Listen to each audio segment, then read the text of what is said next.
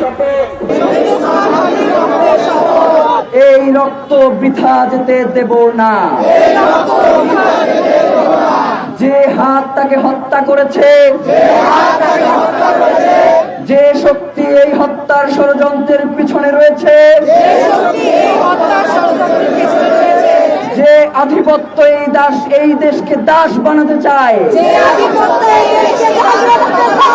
তার বিরুদ্ধে আমরা শেষ নিঃশ্বাস পর্যন্ত লড়ে যাব। শহীদ ওসমান হাদির হত্যার দ্রুততম ও দৃষ্টান্তমূলক বিচার আদায় না হওয়া পর্যন্ত আমরা রাজপথে থাকব।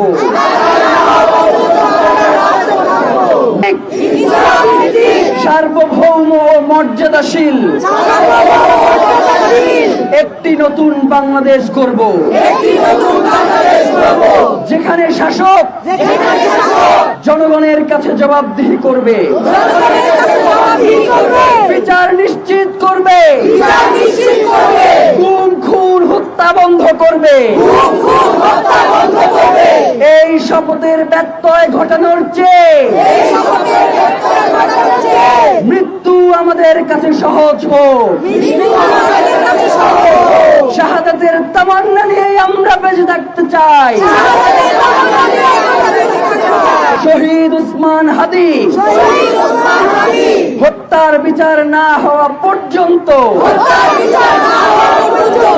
ইনসাফ প্রতিষ্ঠা না হওয়া পর্যন্ত, বাংলাদেশের স্বাধীনতার সার্বভৌমত্বের জন্য, ইনসাফ কায়েমের জন্য, ন্যায় বিচার প্রতিষ্ঠার জন্য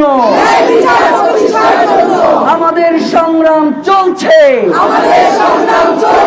আমাদের সংগ্রাম চলবে। দৈনিক আজকের বাংলা .net